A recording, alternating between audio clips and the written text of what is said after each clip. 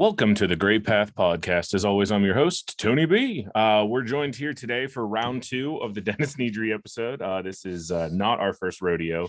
First time was an awesome episode that apparently there was no audio for. So we're re-recording here. So today I have my frequent collaborator, JD Donnelly of Painting Dragon Feathers. And hey, Tony, thank you for having me on again. Absolutely. And honestly, it's on brand for Jurassic Park the first time around. So there's catastrophic failures. Except if we're going on brand, it means this time we're screwed too. We're just going to make different mistakes, or really, I guess, the same mistake just over and over again. Yeah. So today we are going to discuss quote unquote villain of Jurassic Park, Dennis Nedry, who was played by the amazing Wayne Knight and immortalized due to I'm going to mispronounce it, the name of the dinosaur that kills him. Dilophosaurus. Yes. So today I'm going to make a case, or I'm going to sit here while you do a pretty good job of making my case for me about how Dennis is not the villain we see him as, but instead is more of a victim of corporate greed. So why don't you go ahead and get us started? Well, Dennis Nedry is often cited as a catalyst for making Jurassic Park go wrong, because he's the one that saboteurs Jurassic Park by shutting down all the fences and communications. And he does it for a brief window so he could steal embryos of very, very valuable IP, intellectual property, to give to a rival company that has hired him in secret to he was not hired to actually break Jurassic Park. They just wanted to steal the embryos. Correct. But because he shut down all the fences, it let the T-Rex get out and also, and he honestly intended to only be gone 15 minutes. He did not intend to run into a Dilophosaurus and get eaten. So okay, so typically speaking, classically, they view him as a villain because he's shown in the movies as kind of being a little bit of a jerk, a little bit of an egotistical guy. But I don't think the movies, and you're going to enlighten us today on some stuff that's in the book, which I have not read. Yeah, the book is predates the movies, obviously. In fact, Jurassic Park is one of the few cases where the rights for the movie was sold before the book was published, because Michael Crichton and Steven Spielberg were working together on ER, and Michael Crichton's like, hey, I'm working on this book about dinosaurs. Spielberg's like, sign me up. So, yeah. And there is significant differences between the book and the movie. I highly recommend, if you have not read the book, to read the book. In fact, I did not read the book till college, and I was a Jurassic Park kid growing up, so I'm ashamed of myself. But there is significant difference in the characters and stuff that happens, and including which characters live and die and how they are characterized. Dennis Nedry being one of them. There is something too that is more present in the book that is hinted at in the movie, but kind of downplayed or glossed over for the spectacular movie effects, so to speak. Is there's a sense of poetic irony and poetic justice in which characters die in ways that are ironic to how they are portrayed and lived and or their actions. So this Dennis is suffers such a fate, and it's much more overt in the books. Because so why don't you tell us a little bit about the differences between book Dennis and movie Dennis?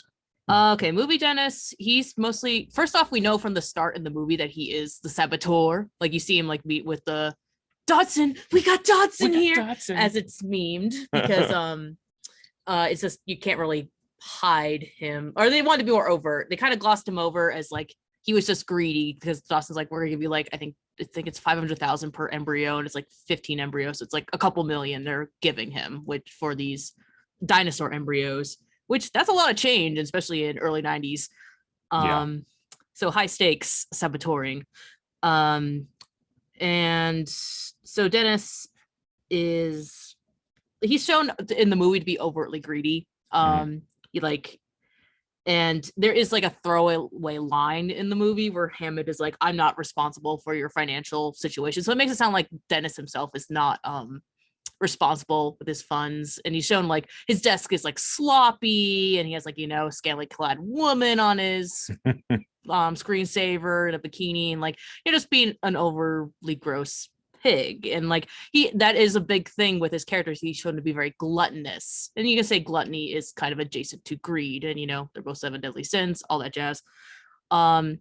Another major difference, Dennis is a full-grown man in the movie. In the book, he's a college kid. He is a child. He is one step up from a child, but he's still a very accomplished guy. Which, again, I want to jump in there when you talk about his accomplishments, because this is something I don't think the average viewer of Jurassic Park really takes into consideration. So John Hammond, the guy who started, the old man who started the whole thing, played by Richard Attenborough. I always get that brothers mixed up. And he makes it a big point throughout the whole freaking movie about sparing no expense. He only got the best. We spare no expense. Exactly. The best. So what I think people are failing to realize is that would mean by definition, essentially, that Nedry was the best. He was hired, he was acquired by Hammond because he was the best at what he did. And now this is something we talked about in the other episode. I'd love for you to, or the other version of this episode, in the alternate reality, variant episode. Exactly, the variants. Yes, the TVA has since pruned the prior episode. So, but one of the things you discussed in there, I'd really like to dig into, is this fact that Nedry was hired for one thing, but then expected to do so much more. Exactly. In the book version, it goes into more detail because Michael Crichton likes his like nitty-gritty coding. There's literally pages of DNA coding, like letters in and tables and graphs in the original Jurassic Park. He was very nerdy in that way.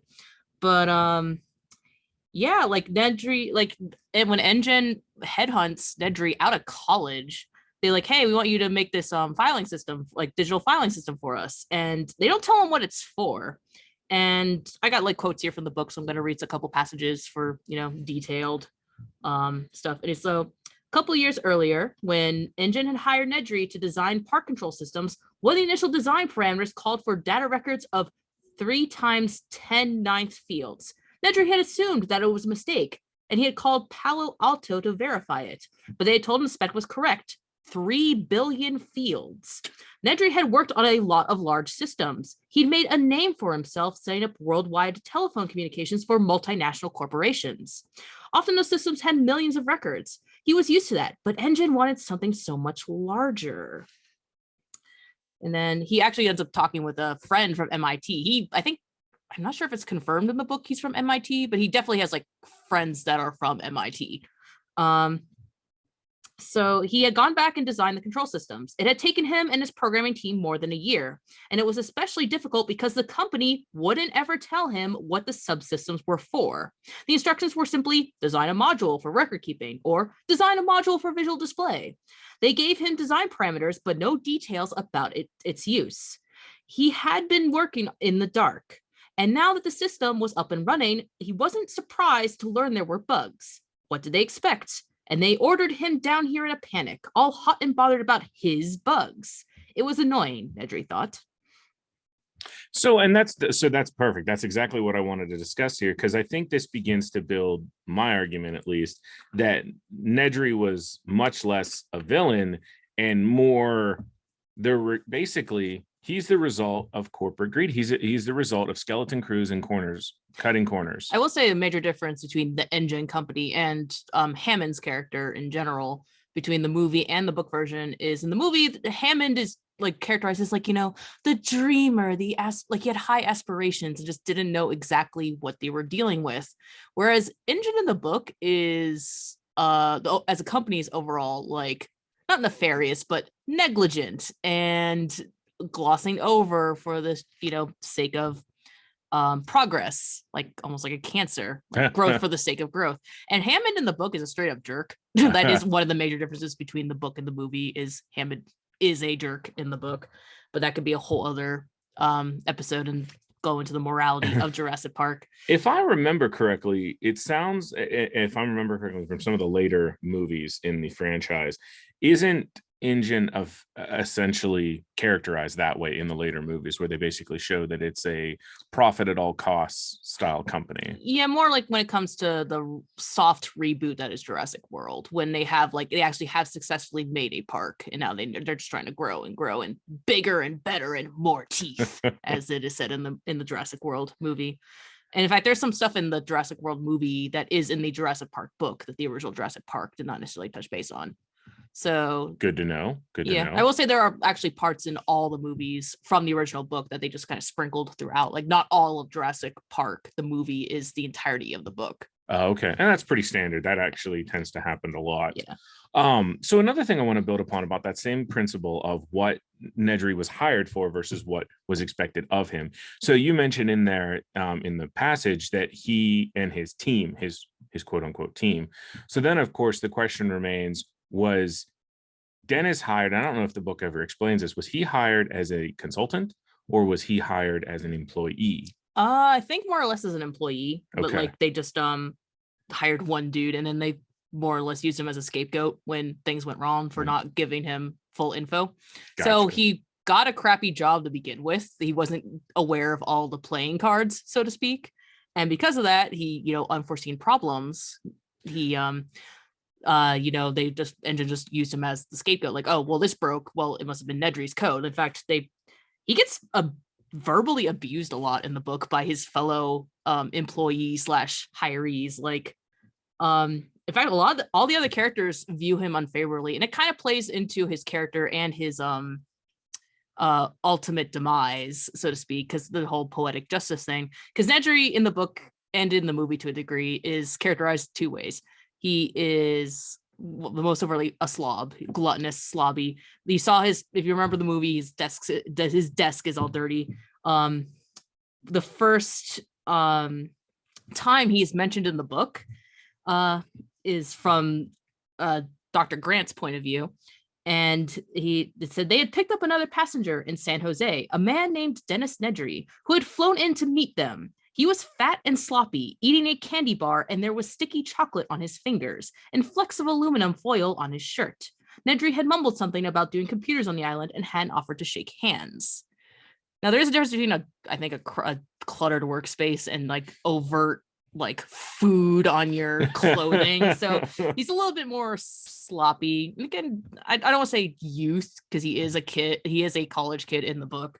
But still, man, that's gross. It is gross, but again, I have to posit that, like, okay, yes, from a social standpoint, he's not someone you'd want at your party. Yeah. But as a college-age kid, he was already compiling networks for billion-dollar corporations. Yeah. So I mean, like all the characters view him this way, though. Tim, and another major difference between the book and the movie is instead of the kids being a older sister and younger brother, it's a older brother and younger sister, like a 6-year-old sister, as opposed to like maybe a 10-year-old brother. So Tim, the way he describes Nedry is then a fat college kid who had something to do with computers. Dennis Nedry, the messy fat man, appeared completely uninterested, as if he knew everything already. And then Hammond calls him what a slob. And then Arnold, as played by Samuel L. Jackson in the movie, and he's like the kind of like the overseer of everything. Arnold says, "Yeah, but I guess I know what he's. But I guess he knows what he's doing." So Arnold does acknowledge that Nedry knows what he's doing with the computers to a degree, and that plays into a key thing with Nedry is that he's the only one in the park that can see everything. Because he sees, like, he knows all the park systems. He can get into the security systems, and he's the guy that sees everything. And that plays into his demise. Again, the poetic irony, which we'll get to in a degree. So his two biggest characteristics, he's a fat slob, and he can see everything. Which brings me to, I guess, in my opinion, InGen already screwed up in the sense that they spent all this money on state-of-the-art vehicles and state-of-the-art bells and whistles, but they're cutting corners with what is quite possibly the most essential thing for their park, which is the coding. Yeah. Getting all of the systems to go up and running. Now, does it specify in the book? Because honestly, I can't remember in the movie. Does it specify the time frame between when all of these bugs began to appear and he begins addressing them and when the sabotage occurs.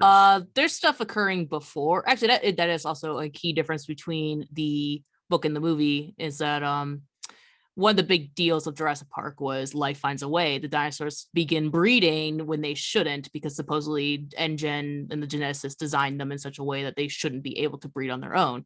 But because they had to put amphibian DNA into the dinosaur fragment DNA they had to complete it. Fun fact about some species of frogs and amphibians, they can swap sexes if the environment's right. So in a park where they were supposed to be all female dinosaurs, some of them are transitioning into males and then breeding like outside the parameters of the park itself. But that's discovered later in the movie. Mm-hmm. And the whole idea is that Dennis's sabotage was the catalyst event that sparked everything to go crazy and haywire. Whereas in the book, they actually find out before Dennis instigates the sabotage that the dinosaurs are breeding, because they actually go into the computer code, because they have a fancy computer system that basically like head counts all their dinosaurs. Yeah. And so they had like, okay, we expect like 300 dinosaurs. So it was only counting up to 300 dinosaurs. And I think it might have been Malcolm's character, Malcolm as played by Jeff Goldblum in the film, who's like, well, change it to like look for 400 dinosaurs. And then it's like, oh, 350 dinosaurs are found. And they're like, wait, what? So this is before they even like Dennis does his sabotaging. So the whole point of Jurassic Park was, regardless of whether it was Nedry or some other factor, so like chaos theory, something was going to go wrong. Yeah, something was going to go wrong. And you see that in the movie canon too, because you have Jurassic World, which canonically takes place 20 years after the fact of Jurassic Park, and they've swept Jurassic Park under the rug. We're going to try again. They actually do manage to get a dinosaur theme park off the ground, and it still goes haywire because obviously Dennis Nedry is dead for 20 years. Yep. So he's not sabotaging anything then, but it goes haywire for a slightly different reason. So the idea is like, you keep trying to do this, but you keep messing it up. Or it's going to mess up regardless. So that actually brings me into the next part, because now we can start getting a little closer to talking about how he dies and the justice and the poeticness behind that. So obviously he's viewed as this big villain in the movie because, one, he's fat, slobby, arrogant, and two, because of his sabotage. But let's look at that sabotage real quick, because what did he really do other than for a 15-minute window, he shut down the park systems. Yep. And that allowed the raptors and the Rexes and everything. Exactly. Everything to break out. Now, the raptors are opening the doors. Now, to me, again, all I can think of is that's a major like oversight in the security like design of this park. Well, there's the thing. Another passage we find a little bit more of his motives. Like I said, Dennis in the movie is characterized as just being kind of greedy. Yeah. In the book, he's reacting to some bullcrap InGen has put him through, as seen here. The problems with security system were high on Jurassic Park's bug list. Nedry wondered if anybody ever imagined that it wasn't a bug, that Nedry had programmed it that way. He had built a classic trap door. Few programmers of large computer systems could resist the temptation to leave themselves a secret entrance. Partly it was common sense. If inept users locked up the system and then called you for help, you always had a way to get in and repair the mess. And partly it was a kind of signature. Kilroy was here. And partly it was insurance for the future. Nedry was annoyed with the Jurassic Park project. Late in the schedule, InGen had demanded extensive modifications to the systems, but they hadn't been willing to pay for them, arguing they should have been included under the original contract. Lawsuits were threatened. Letters were written to Nedry's other clients, implying that Nedry was unreliable. It was blackmail, and in the end, Nedry had been forced to eat his overages on Jurassic Park and to make the changes that Hammond wanted. But later, when he was approached by Louis Dodgson at Biosyn, Nedry was ready to listen and able to say that he could indeed get past Jurassic Park security. He could get into any room, any system, anywhere in the park because he had programmed it that way, just in case. Exactly. So, okay, as a programmer, I don't believe he did anything wrong in creating a back door. If for any other reason, one of the things listed in the passage there, which is a just in case, some jackass locks you out of your system, you're going to need a back door in. The issue was that he abused that back door. Well, but did he though? But did he? Because, okay, so his intention wasn't to cause anyone to die. No, he did not intend for people to die. Yeah, he had no intention of anyone getting hurt. And really, the only people that would have been hurt would have been InGen, because they lost some of their IP, but it's not as if they wouldn't have likely had some sort of insurance policy on it anyway, which would have made them whole again. Plus, I mean, if we're going to live in a world where dinosaurs are being created, you probably don't want someone with a monopoly on it, because it's going to stagnate development. Yeah, you haven't seen the newer movies. That's like a Pandora's box gets opened at the end of Jurassic Park or Jurassic World's Fallen Kingdom. Is the release of IP into the public. So, I mean, I guess my thought is, yeah, they're saying, oh, well, that dirty Nedry, how dare he break into the system, shut it down in order to make himself rich. Yeah, I mean, okay, we don't know what his contract was for, and a couple million may be a little more than what he would have been paid. But at what point do we look at the Walmarts and the big corporate tycoons of the world and realize that that's what they do? They use the legal system to apply pressure to people that they hire, whether it be through contract or through like salary employment, in order to force them to get to perform more than what they originally agreed upon. And in text, it is straight up blackmail. Yeah, it is. The term is blackmail that Crichton uses. And it's blackmail, but it's also, oh God, what's the other term too? Because essentially they're blacklisting him. Yeah. Blackballing? Blackballing, yeah. So they're making it so he can't go anywhere else. I mean, at what point does InGen step up and say, okay, we fucked up. We should have just paid this fat slobby kid what he anticipated. Not to mention, I know they talk about it in the movie. I'm assuming it's referenced in the book. Do they talk about behind schedule and opening the park on time? Honestly can't remember in the book explicitly. I will admit I skimmed through the book to pick out the Dennis Nedry bits for this podcast. It's just been a while since I read the book in full. I know in the movie that they referenced it, because that was one of the things it partially got delayed because that worker got eaten in the beginning by the raptor though. Oh, damn those OSHA complaints. Well, that's the thing too. The InGen is also shown to be much more negligent in the book because they value the dinosaurs much more than their human employees. And InGen doesn't, like, I know in the movie, I think it's used in the book too, Ian Malcolm, Jeff Goldblum's character, uses the analogy of a black belt, which you can relate to, Tony, is that for a black belt you have to go through many years of training to understand the power you're wielding, whereas InGen's like immediately gets to it and they don't necessarily have learned the responsibility of what they're dealing with, and including the unforeseen aspects. Case in point, there's also some major differences in the book Dilophosaurus versus the movie Dilophosaurus. The book Dilophosaurus is more paleologically correct. In fact, it is 10 feet tall and 20 feet long and all that jazz. It does not. So real quick for my listeners who, I mean, I'm assuming if they're listening to this episode, chances are they've seen the movie, but everyone should at least be aware that describe how it looks in the book and then tell us what it should actually look like. All right. The movie version is the inaccurate one. That's what I mean. Sorry, the movie. No, it's okay. Yeah, the movie version it's a little tiny thing. It looks so cute, has a little stubby nose, and it's infamous for the frill coming out and it's spitting the venom.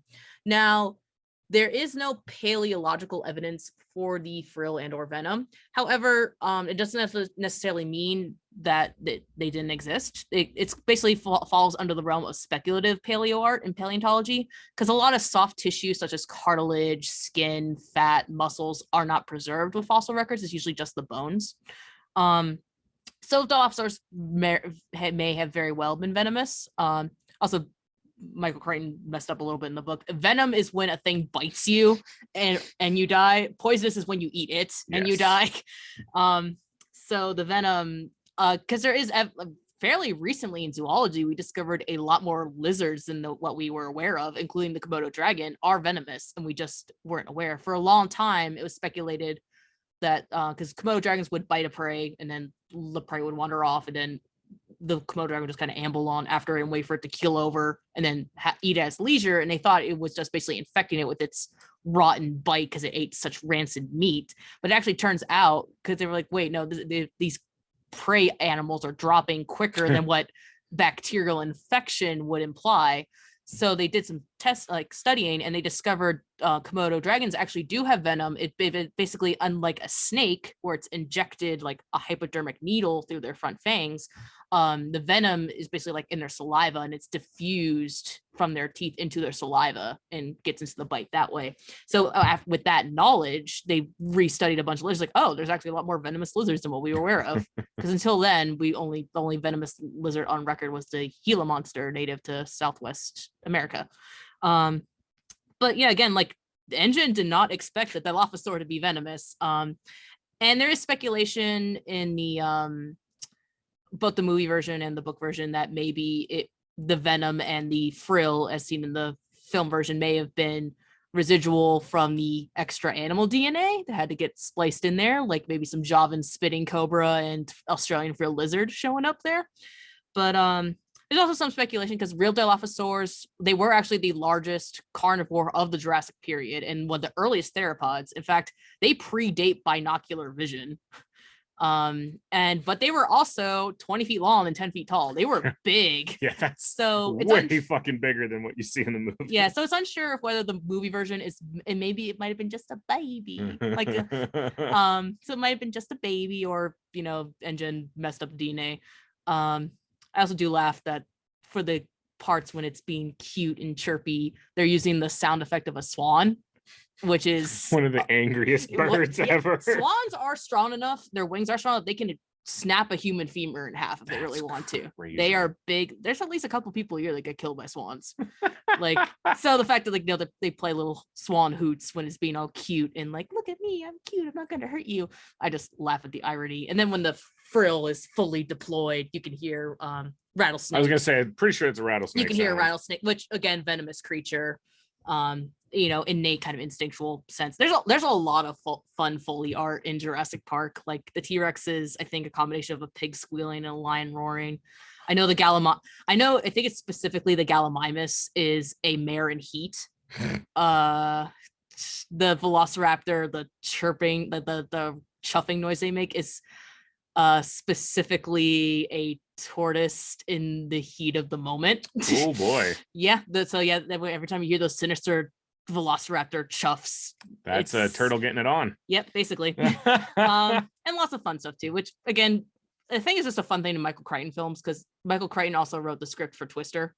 And I love that movie. The sound effects for the Twister, or tornadoes themselves, are like lion roars, pig squealing, camel grunting. If you listen, you can hear it, but played in advance. But anyway, this whole point I was getting to is that InGen, they know nothing about these animals. They are playing God with creatures they do not understand. And case in point, Muldoon is in the book and in the movie. Muldoon is, clever girl. He's the park ranger that's hired. In fact, in the book, it's explained that he actually was a park safari ranger in Kenya, and he was hired because he was the best of the best.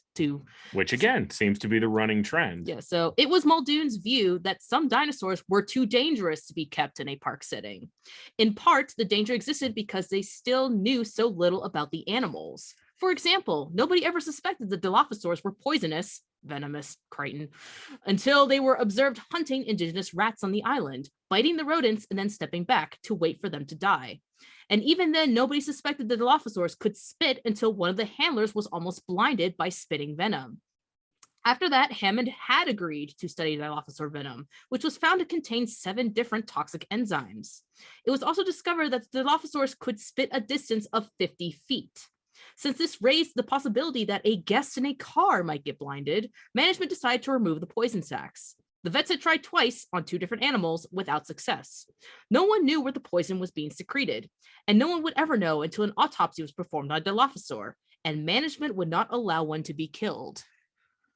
So again, this just further exemplifies my point that the real villain in Jurassic Park was InGen all along. It wasn't Nedry. He was he was just a dude trying to get paid. Yeah. Like, he was owed back wages, and due to just fucking terrible security system, a lack of time. I mean, if there were bugs, which the excerpt from Nedry, I mean, he knew of course there was gonna be fucking bugs. They asked him to, what was it? Does it say in there, like 3 billion lines 3 of code. billion lines of code himself and his team, and it's supposed to be flawless, and he's writing this code basically blindfolded, not knowing what he's writing code for. So yeah, I mean, yeah, at some point he's gonna want to get paid. Now let's talk about the justice. Well, I don't know if justice is a word, but let's just talk about the irony Poetic behind irony of his demise. of his demise. Because there is a significant difference between his demise in the book and in the movie. I will read that passage because it's a little bit longer passage, but worth reading in full for the and quick warning, anyone who has a soft stomach, or trigger warning, because you know 4 kids. Exactly, 4 kids. Yeah, surprisingly the book did come out before the movie did, and a lot of kids did read this, but the movie is rated PG-13. So this is the animal was already there, but it wasn't close. The dinosaur stood 40 feet away at the edge of the illumination of the headlamps. Oh, this is after he tries to get through. He gets lost on the island trying to make his rendezvous point to drop off the embryos in the Barbasol can. So like this is like he's got his car stuck in the muck and he's trying to get his car unstuck. Nedry hadn't taken the tour, so he hadn't seen the different types of dinosaurs, but this one was strange looking.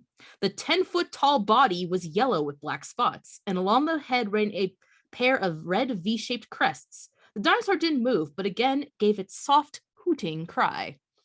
Nedry waited to see if it would attack. It didn't. Perhaps the headlights from the Jeep frightened it, forcing it to keep its distance, like a fire. The dinosaur stared at him and then snapped its head in a single swift motion. Nedry felt something smack wetly against his chest. He looked down and saw a dribbling glob of foam on his rain-soaked shirt. He touched it curiously, not comprehending. It was spit. The dinosaur had spit on him. It was creepy, he thought. He looked back at the dinosaur and saw the head snap again and immediately felt another wet smack against his neck, just above the shirt collar. He wiped it away with his hand. Jesus, it was disgusting. But the skin of his neck was already starting to tingle and burn. And his hand was tingling too. It was almost like he had been touched with acid. Nedry opened the car door, glancing back at the dinosaur to make sure it wasn't going to attack, and felt a sudden excruciating pain in his eyes, stabbing like spikes into the back of his skull. And he squeezed his eyes shut and gasped at the intensity of it and threw up his hands to cover his eyes and felt the slippery foam trickling down both sides of his nose. Wow, Michael Crichton, run-on sentence. Spit. The dinosaur had spit in his eyes. Even as he realized it, the pain overwhelmed him, and he dropped to his knees, disoriented, wheezing. He collapsed onto his side, his cheek pressed into the wet ground, his breath coming in thin whistles through the constant, ever-screaming pain that caused flashing spots of light to appear behind his tightly shut eyelids. The earth shook beneath him, and Nedry knew the dinosaur was moving, and he could hear its soft hooting cry, and despite the pain, he forced his eyes open, and still he saw nothing but flashing spots against black. Slowly, the realization came to him. He was blind. The hooting was louder as Nedry scrambled to his feet and staggered back against the side panel of the car as a wave of nausea and dizziness swept over him. The dinosaur was close now, but he could feel it coming close. He was dimly aware of its snorting breath, but he couldn't see. He couldn't see anything, and his terror was extreme. He stretched out his hands, waving them wildly in the air to ward off the attack he knew was coming. And then there was a new searing pain, like a fiery knife in his belly, and Nedry stumbled, reaching blindly down to touch the ragged edge of his shirt, and then a thick, slippery mass that was surprisingly warm. And with horror, he suddenly knew he was holding his own intestines in his hands. The dinosaur had torn him open. His guts had fallen out. Nedry fell to the ground and landed on something scaly and cold. It was the animal's foot. And then there was a new pain on both sides of his head. The pain grew worse, and he was lifted to his feet. He knew the dinosaur had his head in its jaws, and the horror of that realization was followed by a final wish that it would all be ended soon. Wow. So poor Nedry not only gets disemboweled, but then gets his head chomped on after being shot in the face with venomous saliva. So the poetic irony justice in this is that the character that can see everything inside and out of the park is blinded. And the man that is characterized as being slovenly and gluttonous and slobby is gutted. Oh, yeah. And you know what's super sad about the whole thing too is here was this somewhat arrogant but capable young person who just wanted to get paid. Granted, made some pretty stupid choices along the way. I can't help but wonder how stupid he was for not taking the tour at some point in time. If for no other reason, like how jaded do you have to be not to want to go see some dinosaurs? Exactly. Like if I was hired to work in a park with dinosaurs, I'd be like, damn right, I want to see the dinosaurs I'm working for. Like, yeah, that was the first thing that got to me is he didn't take the tour. Yeah, it wasn't like InGen kept him from taking the tour. Yeah, he just didn't want to. He just didn't want to take it. Yeah. But so I'm going to tie this into just kind of a little bit more of real world applicability here and why I feel that Dennis Nedry was a good choice to explore during this series. And it's because, you know, especially now we're I don't want to say we're at the end of the pandemic, but we're on the other side of 2020, at least, you know, where we're recording it. Well, yeah, we're officially recording this in 2022. But you know, we're on the other side of it. But anyone who's, especially here in America, who's been paying attention, there's a I don't know what other word to use other than a reckoning, but there's definitely a shift coming in the way that employees or what employees are willing to put up with anymore. Growing up, I worked several places where the kind of shit that InGen was pulling in the book happens in real life. You know, companies that realize that, oh, hey, well, if we just run, you know, we can staff 2 people to do 5 people's jobs by running those 2 people into the ground. And for the longest time, that was just allowed. It was just accepted. It was, you know, of the mindset if you didn't like it, try to go find someone else to work. But after the pandemic hit, things changed. A lot of people started working from home, started realizing the, I don't want to say futility, but the lack of reason behind going into an office building. A lot of people working jobs that they just couldn't make ends meet started realizing that there was basically that they had a little bit more power than they originally thought that they had. And it's been moving towards a reckoning point. Well, history doesn't necessarily repeat itself, but it does echo.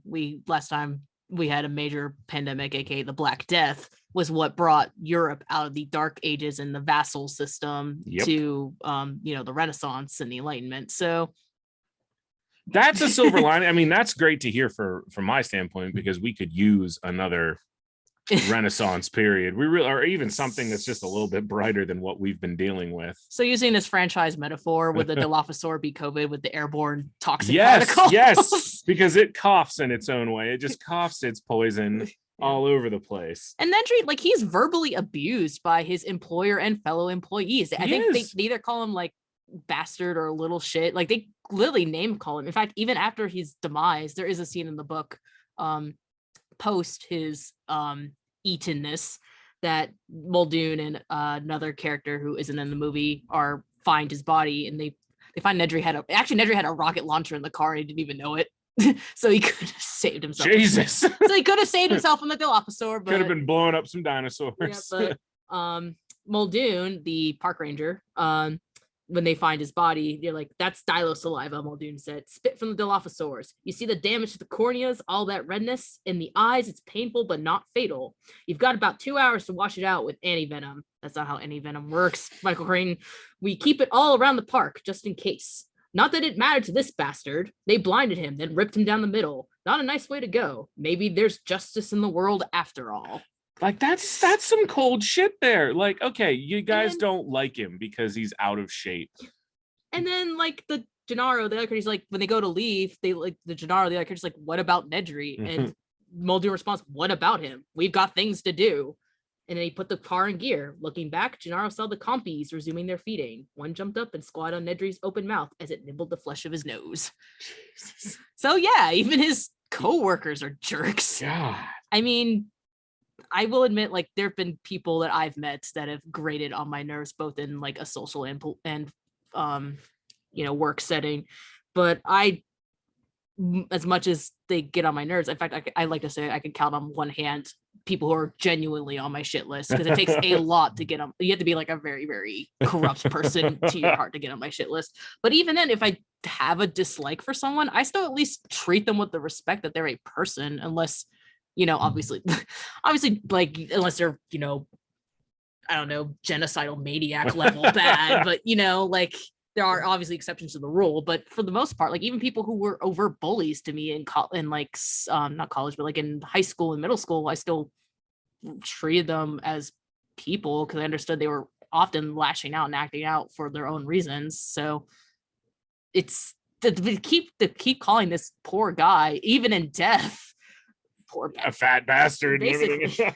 Yeah, like, to me, I mean, but that kind of exemplifies the reason I wanted to highlight him as a character, and that's because he's not a villain, he's just a victim. He's one more of InGen's victims. In the book, Hammond is actually more of a villain, like overtly villain. Like, there's a part where he literally says, "Screw my grandkids, leave them to die." Which, again, we've discussed. It would be interesting to do a whole episode on the morality of Jurassic Park, because there is like a hierarchy of morality and power, and again, poetic justice is much more overt in the book, and how certain characters die reflecting their actions. Basically, Jurassic Park boils down to, if you're mean to kids, you're gonna go down. And because this is something I noticed since we did the recording of this last one, from the variant episode. So, and this is just accidental, but I say we make that the 40th episode, because you have come on at every 10 miles. Like, so you came on at 20. This is technically episode 30. So now we need to bring you on at 40, and we'll do that one for 40, and we'll just keep you're just our little. Sounds good. Yeah, because we also talked about doing like a panel for dragons. Exactly. Yes. Folklore. There's 50. Boom.